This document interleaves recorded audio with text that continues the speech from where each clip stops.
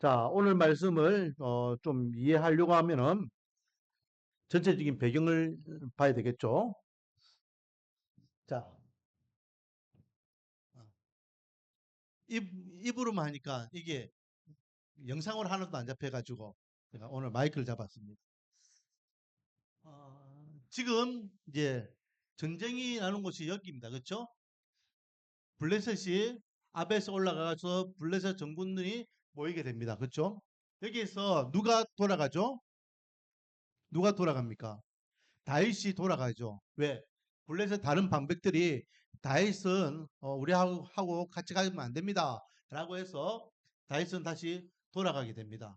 그리고 이 블레셋 사람들이 이제 쭉 올라가죠. 올라가가지고 이게 길보산을 마주보고 있는데 여기에 어떤 일이 있습니까?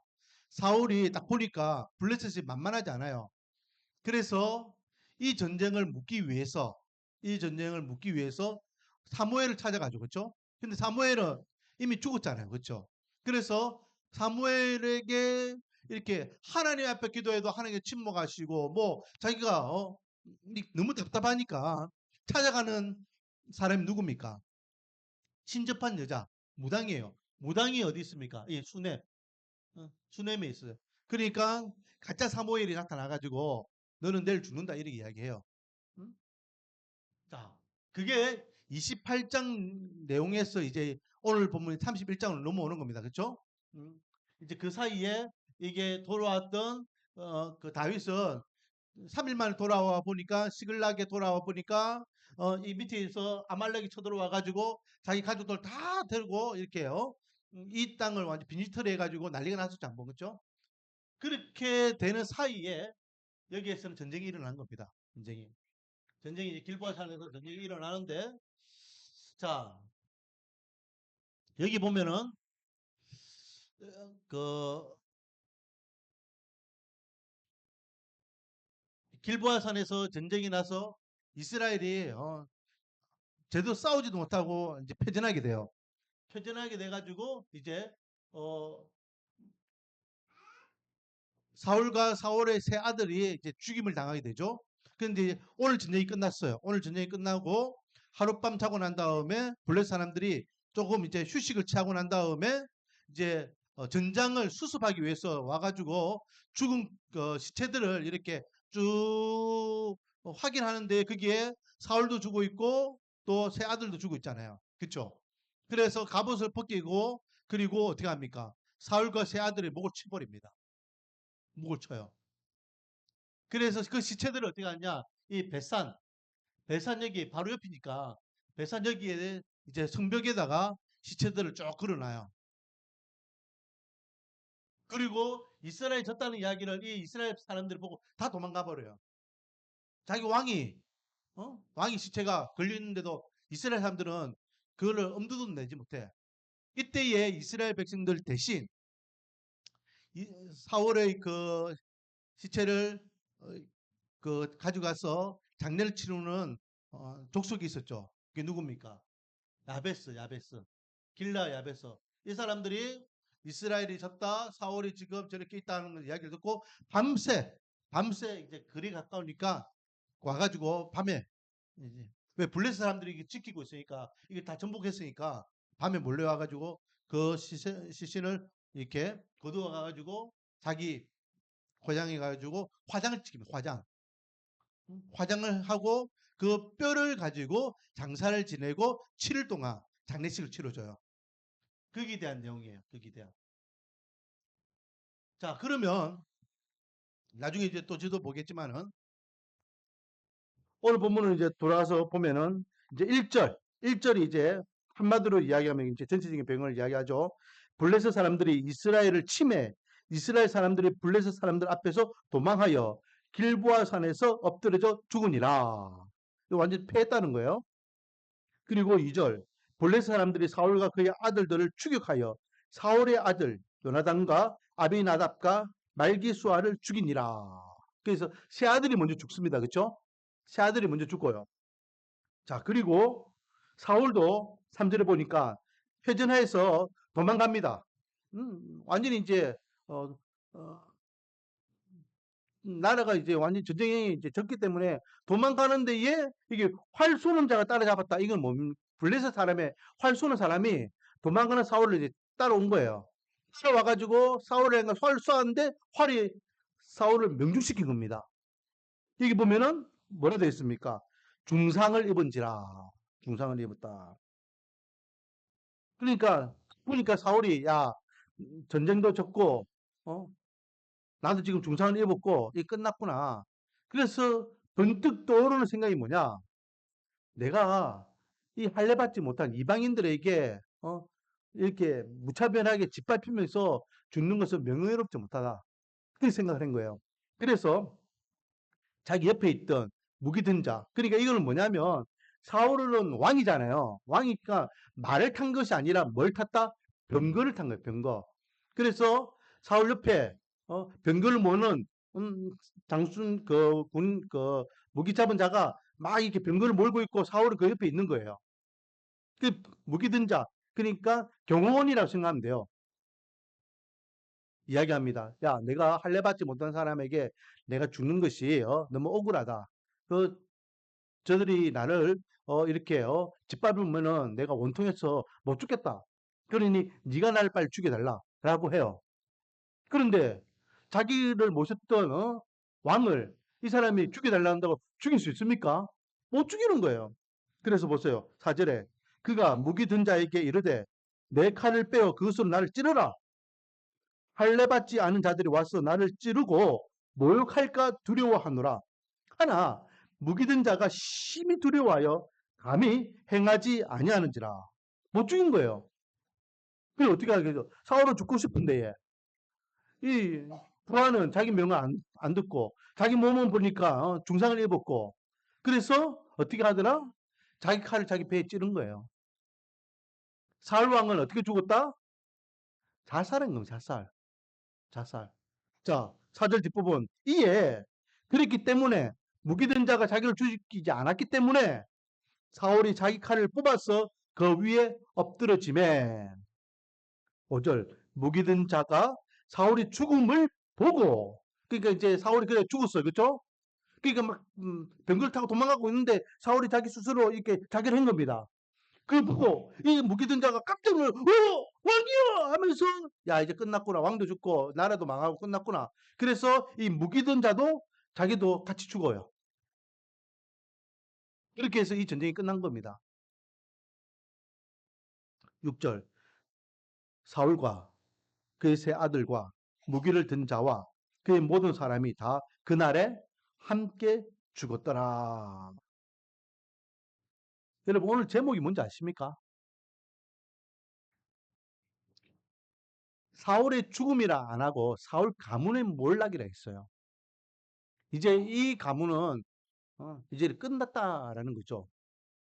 여러분 제가요 처음 사울 왕이 초대 왕이 되었을 때에 얼마나 사울 왕에 대해서 이렇게 이야기 많이 했습니까? 여러분 초대 왕이 된다는 것은 쉬운 게 아니에요. 아무나 초대 왕이 되는 게 아니에요. 그리고 그 처음에 왕이 될 때의 사울의 그 모습은 하나님께서 인정하시고 기뻐하셨습니다. 그리고 그 아들 요나단 같은 경우에도 얼마나 사람이 덴데믹이 좋았습니까? 그런데 그의 가문이 몰락하게 돼요.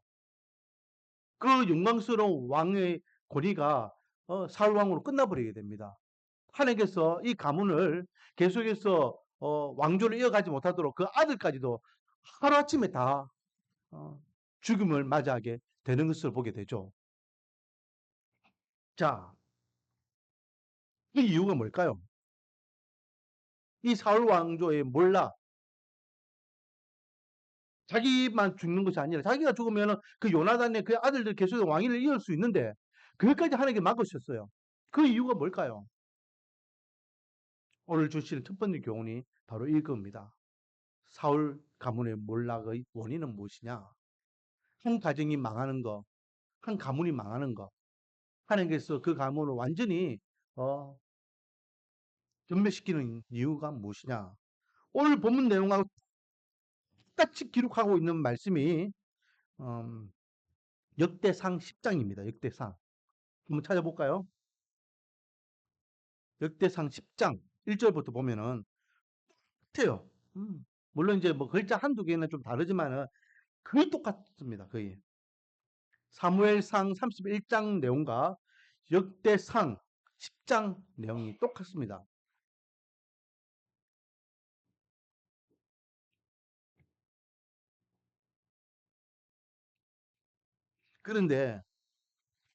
그런데 여러분 보세요.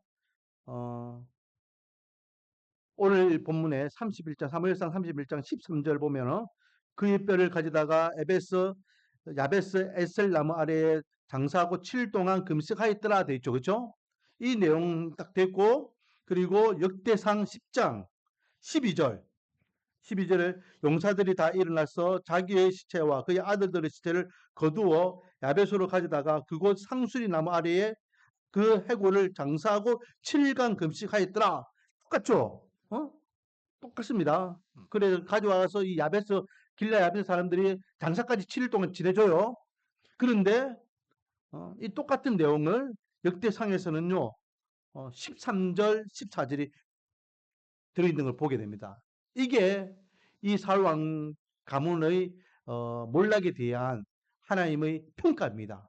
자 13절 14절 사울이 죽은 것은 다른 말로 하면 사울 가문이 몰락한 것은 여호와께 범죄하였기 때문이라.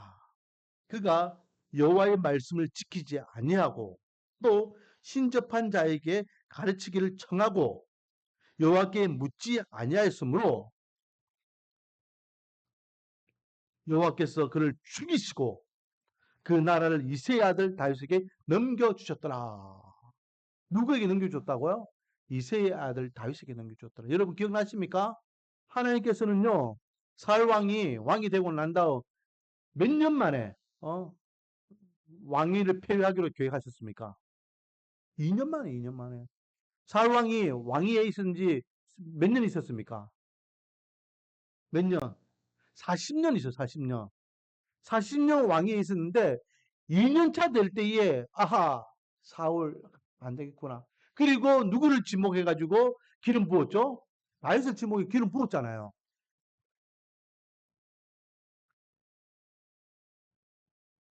이유는 뭡니까?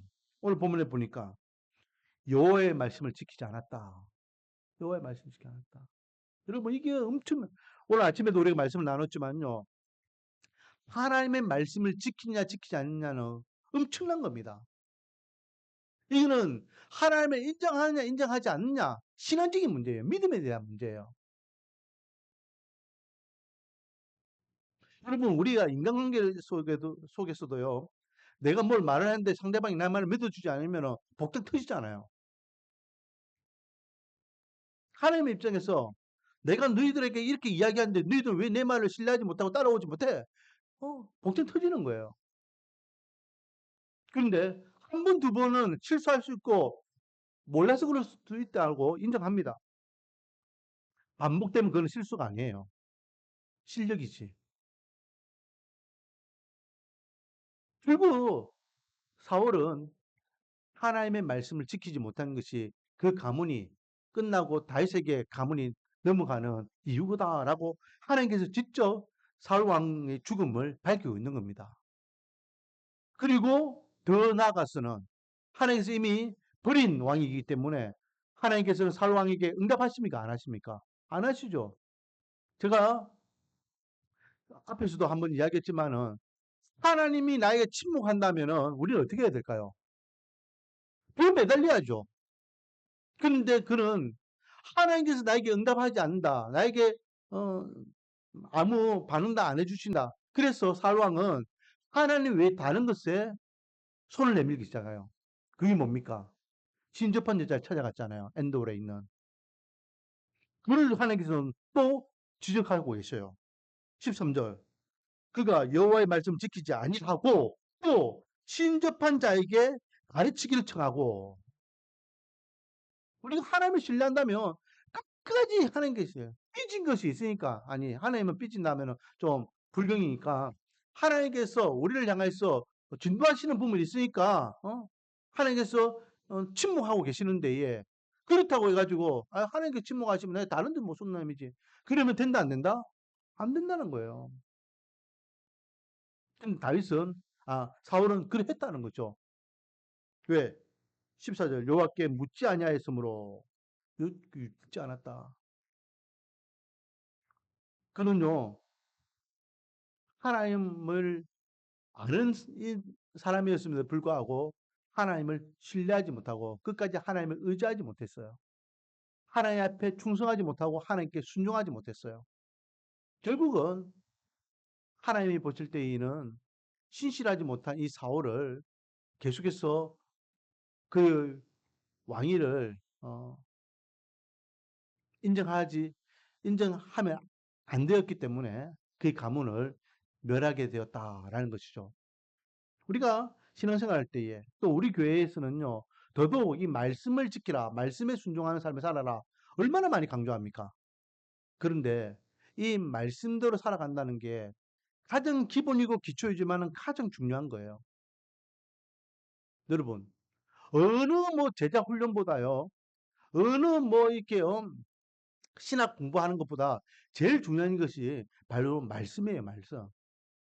말씀대로 살아가지도 못하는데 내가 제자 훈련을 몇 년 받았니? 내가 훈련을 몇 년 받았니? 내가 신학 공부를 몇 년 했니? 신학 공부를 7년, 8년 했는데도 불구하고 하나님을 배반 배신하는 사람들이 얼마나 많습니까? 신학 공부했다고 해서 그게 믿음이 아니라고요. 제자 훈련을 10년, 20년 했다고 그게 믿음이 아니라고요. 말씀을 지키느냐 안 지키느냐. 말씀대로 살아가느냐. 너무 당연한 말이고 너무나 기초적인 말임에도 불구하고 그것은 가장 핵심적인 말이고 가장 중심이 되는 말씀입니다. 하나님께서 직접 말씀하셨잖아요. 하나님의 말씀을 지키지 않은 것이 사울 왕이 죽은 이유고 사울 가문이 하나님 앞에 심판받는 이유인 것을 분명히 말씀하고 있습니다. 그러므로 우리 사랑하는 성도님들은 하나님의 말씀을 의지하고 하나님의 말씀을 신뢰하고 하나님의 말씀에 100% 순종하며 하나님의 백성으로서의 삶을 누리기를 원합니다. 그것이 은혜 받는 길이고 그것이 영광 받는 길이고 그것이 하나님 앞에서 장수하는 길이 길이고 또 자자손손 대대로 하나님 앞에 축복받는 비결임을 믿으시기 바랍니다. 자, 두 번째 우리에게 주시는 교훈입니다. 두 번째 우리에게 주시는 교훈은요. 다시 본문으로 돌아와서 7절부터 보면 골짜기 저쪽에 있는 사람들과 요단 저쪽에 있는 자들이 이스라엘 사람들이 도망한 것과 사울과 그의 아들들이 죽었음을 보고 성뜰을 버리고 도망하며 블레스 사람들이 거기서 이르러 거기서 살더라. 이제 완전히 점령했다는 거예요. 아까 제가 지도를 보면서 설명했지만은 이스라엘 사람들은 사울이나 사울 아들들을 어떻게 거둘 수 있는 그런 여력도 없고 생각도 없는 거예요. 나라가 망했기 때문에 자기 목숨 구하려고 도망가기 바빠요. 자, 이 블레셋 사람들이요. 그 다음날 전장을 수습하기 위해서 와서 사울 왕과 사울의 세 아들을 봅니다. 어떻게 하죠? 9절. 엄청난 일을 해요. 사울의 머리를 베어가지고 그의 갑옷을 벗기고 자기들의 신당과 백성에게 알리기 위하여 그것을 블레셋 사람들의 땅 사방에 보냈다. 사울 왕이잖아요. 이스라엘의 왕이잖아요. 적대국의 왕을 잡아서 그 목을 쳐가지고 자기 이스라엘 블레셋 땅 우리가 이스라엘 잡았다. 이스라엘 왕을 잡았다. 우리가 이제 승리했다. 사울 왕 머리를 그렇게 함에 넣어가지고 막 돌렸겠죠. 그리고 그 몸뚱이는 어떻게 했다고요? 몸뚱이는 베산이라는 성벽에 쫙 걸어놨어요. 사울과 사울 세 아들 9절 사울의 머리를 베고 그의 갑옷을 벗기고 자기들의 신당과 백성에게 알리기 위하여 그것을 블레셋 사람들의 땅 사방에 보내고 그의 갑옷은 아스타로스 집에 두고 그의 시체는 베산 성벽에 못 박음에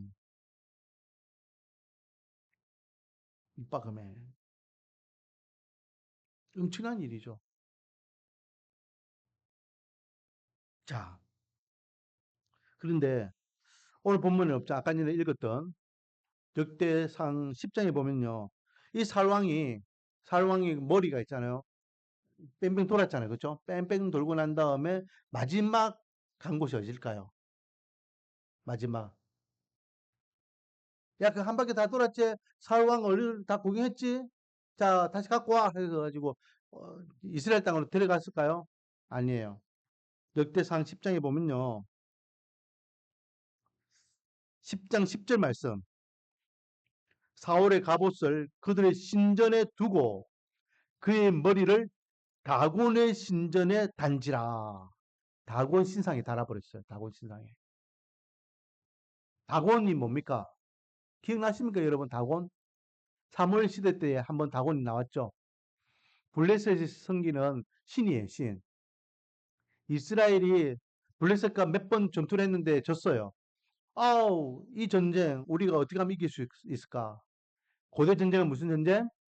신들의 전쟁. 자기가 믿는 신이 강하고 자기 민족 신이 강하면 이기는 거예요. 그런데 가만히 보니까 블레셋은 누구를 앞세워옵니까? 다곤을 앞세워와요. 근데 이스라엘은 누가 신입니까? 여호와 하나님이 신이죠. 여호와 하나님을 상징할 만한 어떤 신상이 있습니까? 없습니까? 없죠. 그래서 나름대로 생각을 해요. 그게 뭡니까? 언약궤를 앞세우는 거죠. 그래서 그 전쟁에 이겼습니까? 졌습니까? 이스라엘을 패하게 되고 그 언약궤를 빼앗기게 되죠. 빼앗겼을 때에 전리품으로 이 언약궤를 어디에다가 둡니까? 다곤 신상에 두잖아요. 다곤 신상. 그 다곤 신상. 아, 그런데 이번에 길보아산에서 전쟁은요. 이스라엘 백성들이 언약궤를 가져왔으면 안 가져왔습니까? 안 가져왔죠. 이스라엘은 어, 신이 없잖아요. 그러니까 상징적으로 이스라엘의 수장이었던 왕의 머리를 다곤 신상에다가 이렇게 전리품으로 걸어놓는 겁니다. 신이 없으니까 보여지는 신상이 없으니까 신은 하나님이시니까 하나님은 영이시기 때문에 이스라엘은 하나님에 대한 어떤 형상을 만들지 않잖아요. 그러니까 눈에 보이는 왕을 그 잡아가지고 그 머리를 걸어놨다라는 것이 10장 10절 말씀에 다곤 신상에 단지라라고 되어 있어요. 자, 그리고 그 몸, 에센스 성목에 딱 걸렸어요. 이스라엘이 망했다. 이스라엘 패했다. 사울 왕이 죽었다. 사울의 아들 죽었다. 사울의 몸이 지금 배산에 걸려있다. 소문이 전국적으로 막 퍼져나가죠. 이 소문을 누가 들었다고요? 누가 들었다? 길르앗 야베스 사람들이 들었다. 11절에 보면 길르앗 야베스 사람들이 블레셋 사람들이 사울에게 행한 일을 듣고 어떻게 합니까? 듣고 12절에 보니까 모든 장사들이 일어나 밤새도록 달려왔어. 밤새도록 달려왔어. 이게 그렇게 큰 거리는 아니에요. 가나안 요단강을 건너야 되지만은 여기는 가나안 땅이 아니에요. 그렇죠? 여기는 가나안 땅이 아니에요. 요단강을 건너야 되지만은 근데 가까운 거리예요. 하룻밤에 올 수 있는 거리예요. 왜냐하면 이스라엘 전체 땅이 우리나라 경상도 땅밖에 안 되니까 면적이 밤에 몰래 와서 사울과 사울 세 아들의 시체를 이렇게 거두어 갔다는 거예요. 그래서 머리가 없기 때문에 흉하잖아요. 그러니 바로 화장을 하고 그 뼈를 수거해 가지고 이제 장사를 지냈다라는 내용인데 자 그럼 여기서 질문 이스라엘 백성들은요 자기 주군인 왕이 죽었는데도 도망가기 바빴어요. 모욕적으로 왕이 지금 목이 베가지고 몸뚱이만 지금 죽음이 걸려 있는데도 그것을 어떻게 시신을 수습하려고 하는 사람 아무도 없었어. 그런데 강 건너편에 있는 엉뚱한 길라 야베스 사람들은요, 어떻게 보면 자기들이 이것이 기술나면 화를 당할 수 있잖아. 이 블레셋이 이건 뭐 하는 놈들이야. 군대를 이끌고 야베스를 치면 야베스는 끝날 수 있어요. 그럼에도 불구하고 굳이 그들이 밤에 와가지고 사울 시신을 그리고 그의 아들들을 이렇게 수습하는 이유가 뭘까요, 여러분? 아무 관계 없는 족속이잖아요. 물론 역사적으로 들어가면은 이들도 이스라엘 족속이지만은 이유가 뭘까요? 이유가 있을 거 아니에요. 이 이유를 알기 위해서는 우리는 11장을 기억해야 됩니다. 11장. 자, 보세요. 이들이 어디에 있습니까? 길랴 야베스에 있었죠. 그렇죠? 이 길랴 야베스는요. 어느 지역과 관계 있습니까? 암몬 지역과 관계 있었죠. 11장에 어떤 일이 있습니까? 이 암몬 왕 나하스가 여기를 쳐요. 그래서 이들이 고립돼 가지고 죽을 위기야. 아무도 이들을 도와주려고 안 해요. 이때에 아직 사울은 왕이 아니었어요. 왕으로 지명은 받았어. 근데 공식적인 왕은 아니야. 그런데 이 이야기를 듣고 사울이 자기가 농사 짓고 있다가 집에 돌아오다가 그 이야기를 들어요. 그렇죠? 그래가지고 전 이스라엘 백성들에게 이렇게 그걸 보내가지고 야 일어나라 우리가 저 야베스를 도우러 가자. 그래서 군대를 이끌고 이렇게 야베스를 도와줘요. 이때의 은혜를 이 야베스 사람들은 뭐 했더라? 기억했더라. 약 40년 전에 이 야베스 사람들이 그게 40년이면 한 세대가 지냈을 거 아니에요. 그럼에도 불구하고 저 사울왕이 우리 성읍, 우리 민족, 우리 족속에게 행했던 그 은혜를 그들은 잊지 않았더라. 그래서 다른 이스라엘 사람들은 다 도망가기 바빴지만은 그 한밤중에 이 야베스 사람들이 됐다나라는 이야기를 듣자마자 장수들이 자기들 쫓아와가지고 밤새도록 와가지고 그 시신을 자기들이 진하게 장사까지 7일 동안 장례식까지 치러줬더라. 여러분 여기서 깨닫는 게 뭡니까? 은혜를 잊지 않는 야베스 사람들이잖아요. 은혜를 잊지 않는 배은망덕이라는 말이 있어요. 배은망덕. 은혜를 잊어버리는 아주 물성식한 인간들을 향하여서 배은망덕이라 하죠. 힘들 때 도와주니까 나중에는 덩치 먹는 그런 인간들이 있잖아요. 자, 그런데 이 야베스 사람들은 그 은혜를 잊었더라, 안 잊었더라? 안 잊었더라. 여러분, 인간적으로 사울 왕에게 받았던 그 은혜를 잊지 않고 그 은혜를 조금이나마 갚고자 했던 이 야베스의 사람들, 이 모습을 통해서 우리는 뭘 기억해야 되겠습니까? 물론 우리 인간관계 속에서 은혜 받는 사람들에게 은혜를 우리가 갚을 길이 있으면 갚자. 그런 취지의 말씀을 나눌 수도 있지만은 그건 당연한 거고 우리가 인생을 살아갈 때 가장 큰 은혜가 뭡니까? 우리가 인생을 살아갈 때에 가장 큰 은혜를 받은 게 뭘까요? 여러분 뭡니까? 구원받은 거잖아요. 구원받은 거. 이 죽을 죄인을 살려주신 게 가장 큰 은혜 아닙니까? 그러므로 우리는 하나님께 받은 이 은혜를 무엇으로 보답받고 늘 기억해야 되는 거예요. 내가 무엇으로 하나님께 받은 이 은혜를 감사함으로 고백할까? 건강한 사람은 건강을 가지고 재능과 달란트가 있는 사람은 재능과 달란트를 가지고 시간 여유로운 사람은 시간을 가지고 물질이 풍요로운 사람은 물질을 가지고 하나님 나라와 하나님의 의를 위하여서 우리가 하나님 앞에 감사를 고백하며 헌신하고 섬기는 것이 은혜 갚는 하나의 방법이에요. 하나님 앞에 가장 큰 은혜를 받았음에도 불구하고 입 닫고 모른 척하는 것은 하나님 앞에 배은만덕한 죄입니다. 내가 너에게 은혜를 베풀었는데 너는 그 은혜를 왜 감사하지 않니? 인간관계에 있어서도 그것이 아주 잘못된 모습이지만 하나님의 입장에서 저와 여러분이 믿는 하나님은 인격적인 하나님이에요. 감정이 있는 분이란 말이죠. 그렇기 때문에 때로는 기뻐하시고 때로는 분노도 하시고 하시잖아요. 감사할 줄 아는 사람에게 하나님께서는 기뻐하셔요. 감사하지 못하는 자는 하나님께서 불쾌하게 여기셔요. 그렇기 때문에 우리는 늘 나 같은 자를 살릴 수 있는 하나님의 은혜에 감사할 수 있는 저와 여러분 되기를 원합니다. 그 감사의 최고의 감사가 뭘까요, 여러분? 하나님 앞에 은혜 받은 자로서 최고의 감사가 뭘까요? 하나님, 제가 주님의 은혜에 감사합니다. 입으로 떠드는 것은 중요한 게 아니에요. 우리 정말로 하나님 앞에 은혜 받은 것을 내가 감사합니다라고 보일 수 있는 최고의 모습은 바로 예배입니다. 예배. 예배. 진짜 이 사람이 하나님 앞에 은혜 받은 자이냐, 은혜 받지 않은 자이냐, 하나님 앞에 감사의 삶을 살고 있냐, 아니냐, 예배 보면 안 돼요. 예배. 그래서 우리 믿음의 선배들은요, 예배를 목숨을 지켜요. 목숨을. 그래서 여러분, 저기 여수에 가면은 그 애양원 있잖아요. 애양원. 그 교회 있잖아요. 그렇죠? 옛날에 우리 한국 교회들이 대부분 그래요. 지금은 그런 교회들이 없기 때문에 제가 지금 애양원을 이야기하는 겁니다.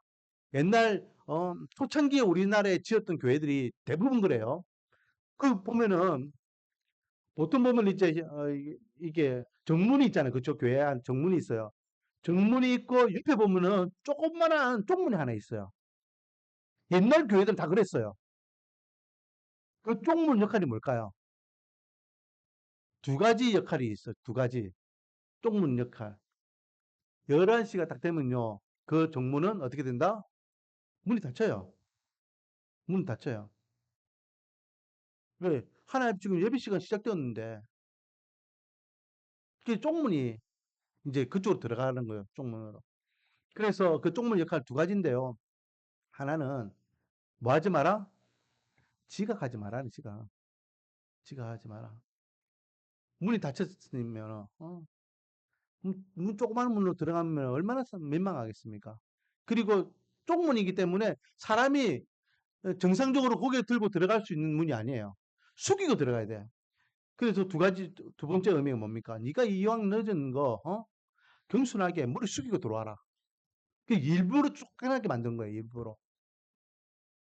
우리 믿음의 선배들이 갖고 있던 기본적인 하나님 앞에 예배드린 자세를 이야기하는 겁니다. 그래서 기본적으로 우리는 예배 드리기 전에 몇 분 전에, 몇 분 전에 교회 나오는 것을 소남. 그리고 우리 교회는 15분 전에 찬양 들어가잖아요. 그러면 왜 15분 전에 오는 것이 좋냐? 15분 전에 와서 뭐 준비하라고? 예배 준비하라는 거예요, 예배. 그 주보면서 오늘 목사님 말씀은 뭔가 이번 주에 내가 말씀 묵상하는 본문하고 오늘 본문하고 똑같은 본문이네. 내가 이번 주에 이 본문을 가지고 이렇게 은혜를 받았는데 와 오늘 목사님 말씀 가지고 우리 교회가 이렇게 반향을 나가야 되겠네. 전 비전을 꿈꿀 수 있는 거예요. 그래서 말씀 전하는 목사님과 말씀 듣는 나 자신을 위해서 기도하는 거예요.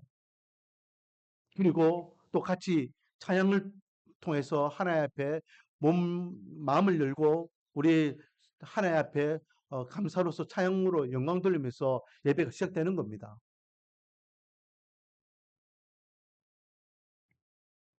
일부러 막 뛰어들어와가지고 예배를 드리는 분 많은데 어떻게 예배를 시작했는지 어떻게 예배 끝는지 정신없이 그러는 예배는 집중이 안 되잖아요. 영화를 보러 가더라도 적어도 10분, 15분 전에 영화관 앞에 서 있다가 5분 전에 뭐 이렇게 안에 들어가가지고 그래도 나름대로는 영화에 대해서 좀 집중하기 위해서 팜플렛도 보고 막 이렇게 하고 할 거라는데 하물며 하나님 앞에 예배 드리는 우리의 모습은 적어도 영화 안에 들어가는 모습보다는 더 경건해야 되지 않겠습니까? 은혜 받은 자의 최고의 모습은 예배예요. 이 사람이 진짜 신앙이냐 아니면 그냥 왔다 갔다 하는 신앙이냐 뭐 보면 알 수 있다? 예배 드리는 모습 보면 알 수 있는 거예요. 예배 드리는 모습.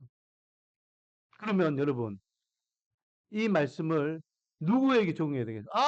목사님 설교 들으니까 야 누가 또 오르는데 김모 씨 그 사람이네. 이래야 되겠습니까? 아니면 나 자신을 한번 돌아봐야 되겠습니까? 나 자신을 돌아봐야 되겠죠. 나는 정말로 은혜 위에 감동과 감격이 있는 예배자 삶을 살아가고 있는가? 한번 돌아봐야 되는 겁니다. 두 번째 은혜 받은 자의 삶은 어떤 삶이 되어야 될까요? 우리 입가에 은혜 받았기 때문에 감사의 찬양이 감사의 찬양. 찬양을 하는 사람이 불평과 불만을 할 수 있을까요? 입에서 하나님을 찬양합니다 하면서 내 입만 열면은 찬양하면 할렐루야 찬양하고 할렐루야 찬양하는데 사람만 만나면 입이 열려가지고 불평과 불만과 이렇게 욕하고 비난하고 조롱하고 그래야 되겠습니까? 하나님을 찬양하는 사람이요. 내 입가에 계속해서 찬양이 머물면은 부정적이고 비난적이고 욕하고 그런 한 샘에서 단물과 쓴물이 나올 수 없겠습니다. 하나님의 그 크신 은혜와 사랑을 우리 입을 열어서 마음껏 찬양하기를 원합니다. 그래서 성경에서는요, 하나님을 찬양하라, 하나님을 찬양하라, 하나님 찬양하라, 하나님 찬양하라! 라는 말씀들이 많이 있는 거예요. 그러면 우리는 지난 일주일만 한번 생각해 봅시다. 지난 일주일. 지난 일주일 동안 내 입가에 얼마큼 찬양이 많았습니까? 내 입가에 얼마나 찬양이 많았습니까? 얼마나 많이 내 귓가에 찬양이 들려왔습니까? 요즘은 유튜브만 보면은 정말로 찬양들이 옛날 찬양부터 시작해 찬송가도 마찬가지고 오늘날 그 젊은이들이 부르는 찬송도 마찬가지고 좋은 찬양들이 얼마나 많습니까? 우리 입가에 하나님의 영광을 더럽히는 찬양이 멈추지 않기를 소망합니다. 저와 여러분은 죽을 죄인에서 구원받은 하나님의 백성의 삶을 살아가고 있습니다. 길라 야베스 사람들이 40년 전에 사울에게 도움을 받은 그 은혜를 잊지 않고 사울을 장례를 치러주는 같이 우리를 구원해 주신 하나님의 은혜를 늘 기억하여서 하나님 앞에 감사의 찬양, 경배, 영광을 돌리는 저와 여러분이 되기를 소망합니다. 그래서 감동과 감격 있는 예배로 하나님 앞에 영광 돌리고 늘 입가의 찬양을 통하여 하나님을 경배하는 저 여러분이 되어 하나님께는 영광이요 저 여러분에게 은혜와 기쁨과 감사요 믿지 않는 자들에게는 선한 그리스도 향기를 바라는 저와 여러분 되기를 주님의 이름으로 축원드립니다. 아버지 하나님